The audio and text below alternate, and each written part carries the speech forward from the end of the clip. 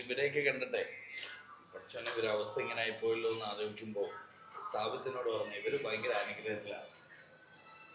യഥാർത്ഥത്തിൽ ഇവരോട് ഏറ്റവും കൂടുതൽ പ്രയാസപ്പെടുന്ന അവിടുത്തെ സ്റ്റാഫാണ്. കാരണം ഇവർക്ക് ഇത്രയും നല്ല അനുഭവങ്ങൾ കൊണ്ട് കൊടുക്കാൻ പറ്റുന്ന എളുപ്പമല്ല. അപ്പോൾ അത് എനിക്ക് തോന്നുന്നു അതൊരു വലിയ ചലഞ്ചാണ്. അതിനോടൊപ്പം നിങ്ങൾക്ക് കിട്ടിയിരിക്കുന്ന ഒരു ഓപ്പർച്യൂണിറ്റി, നാളെ ഈ ഭൂമി കഴിഞ്ഞ് ലോകത്ത് പോകുമ്പോൾ നിങ്ങൾക്ക് വരാൻ പോകുന്ന സൗഭാഗ്യത്തെ കുറിച്ച് ആലോചിക്കുമ്പോൾ ഞങ്ങൾക്ക് അസൂയയാണ്. നമ്മൾ ആഗ്രഹിക്കുന്ന ഒരു സ്വർഗ്ഗമാണെങ്കിൽ അതിലൊരു പരീക്ഷ ഇല്ലാതെ ജയിക്കുന്നവരാണ് ഇവർ. അവരുടെ കൂടെ സ്വർഗത്തിൽ ഈ പൂർണ്ണരായ മനുഷ്യരുടെ കൂടെ ജീവിക്കണം എന്നുള്ളതാണ് അവരുടെ അർത്ഥത്തിൽ ഞങ്ങളൊക്കെ ഒരു വലിയ ആഗ്രഹം. ഈ ഇതിനും കാര്യങ്ങൾക്കൊക്കെ അതാണ് പറഞ്ഞത്. ഞങ്ങൾക്ക് നിങ്ങളെ കാണുമ്പോൾ അസൂയ തോന്നുന്നു പറയാൻ കാര്യം, അതൊരു വലിയ അവസരമായിട്ട് കാണാൻ പറ്റുന്ന കുറെ ക്രിയേറ്റ് ചെയ്യാൻ പറ്റുക എന്ന് പറഞ്ഞാൽ അതൊരു വലിയ വിജയമാണ്. പീസ് വാലിയുടെ വലിയ വിജയം. ഇങ്ങനെ അവസരം കൊതിക്കുന്ന കുറെ മനുഷ്യരെ ശമ്പളത്തിനും ഈ ദുനിയാവിനപ്പുറം കൊണ്ട് നിർത്താൻ പറ്റിയെന്നുള്ളതാണ്. നമ്മളിപ്പോൾ ഈ ഒരു പ്രായം 5-6 വയസ്സ് വരെയുള്ള കുട്ടികളിവിടെ ഉണ്ട്.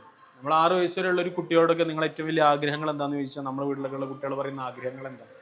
ഇവിടെ ഇപ്പോൾ നമ്മൾ ഇന്ന് രാവിലെ താഴെ വീൽചെയറിൽ ഇരിക്കുന്ന ജീവ എന്ന് പറയുന്ന ഒരു കുട്ടിയില്ല. കുട്ടികൾ അവരൊക്കെ പറയാം ഒരു 5 മിനിറ്റ് ഇരിക്കുന്ന അമ്മേനോടൊന്ന് സംസാരിക്കാൻ പറ്റുമോ? അവരുടെ ഒരു ആഗ്രഹമായിട്ട് അവർ പറയാം, സാർ എനിക്കൊന്ന് അമ്മേനൊന്ന് കാണാൻ പറ്റുമോ? എൻ്റെ അച്ഛൻ്റെ കൂടെ കുറച്ചേരി ഇരിക്കാൻ പറ്റുമോ? ഒരു 5 മിനിറ്റ് എൻ്റെ അമ്മേനൊന്ന് വിളിച്ചു തരുമോ? ഇവിടെയുള്ള ചില കുട്ടികളെ അമ്മേനെ ഞങ്ങൾ വിളിച്ചു കൊടുക്കാറുണ്ട്.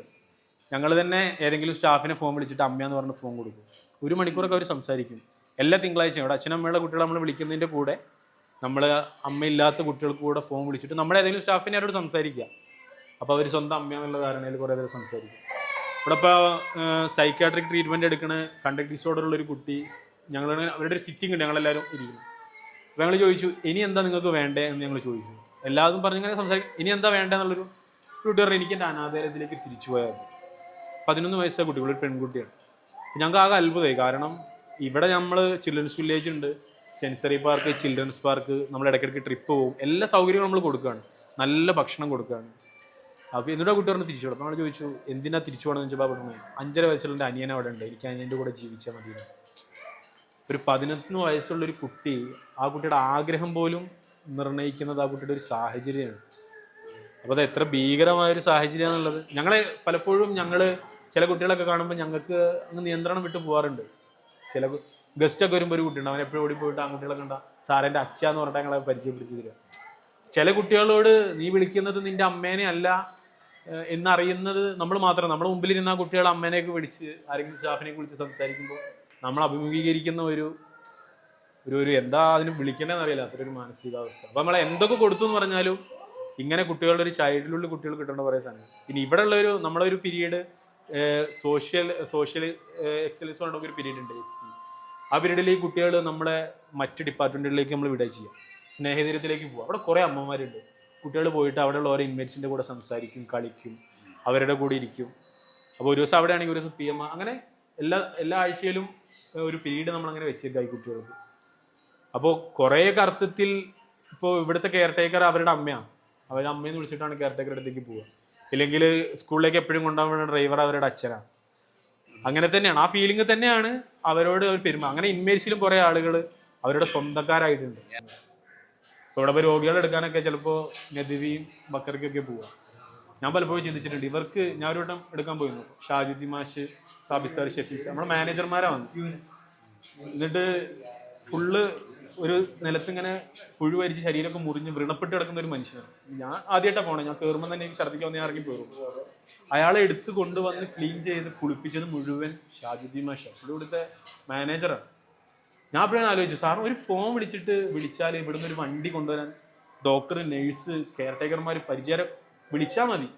പക്ഷെ അതും ചെയ്യാതെ സ്വന്തം പുള്ളി ആ ഷർട്ടൊക്കെ അഴിച്ചിട്ടിട്ട് ഇന്നർബനിയും വിട്ട് ആളെടുത്ത് കൊണ്ടുപോയി കുളിപ്പിച്ച്. അതുപോലെ ഞങ്ങളിപ്പോൾ ഇവിടെ മെട്രോ യാത്ര ചെയ്തു കുട്ടികളെ കൊണ്ട്.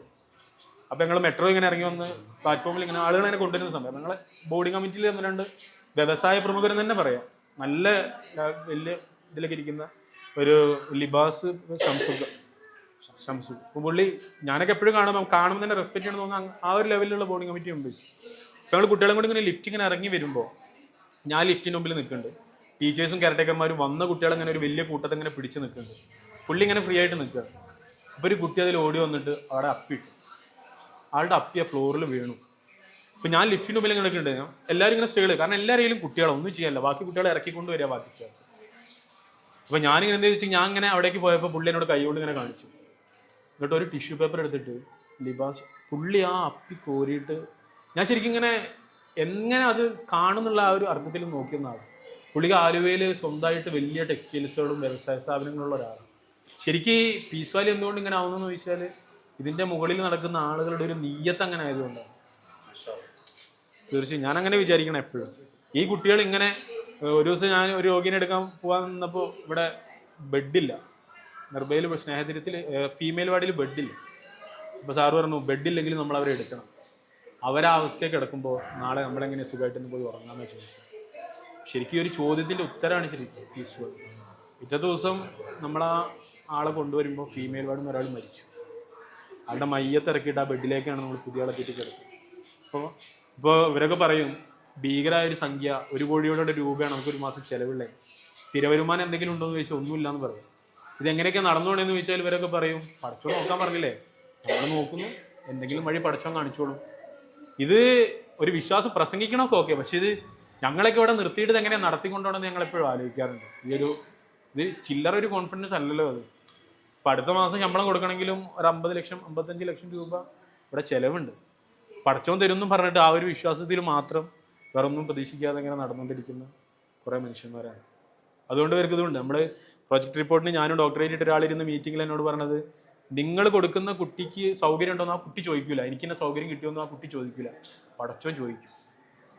ആ അമാനത്തിൻ്റെ കാര്യത്തിലും നിങ്ങൾക്ക് പൂർണ്ണ ബോധ്യം വേണമെന്ന് പറഞ്ഞിട്ടാണ് ഈ സ്ഥാപനത്തിൻ്റെ പ്രൊജക്ട് റിപ്പോർട്ട് ഏറ്റെടുക്കാൻ ഞങ്ങൾ രണ്ടാളായാലും എടുത്ത ബോർഡിങ് പറ്റുന്നത്. അജാസിക്ക എന്ന് പറയുന്ന ഇതിൻ്റെ കൺവീനറാണ് നമ്മളോട് പറയുന്നത്.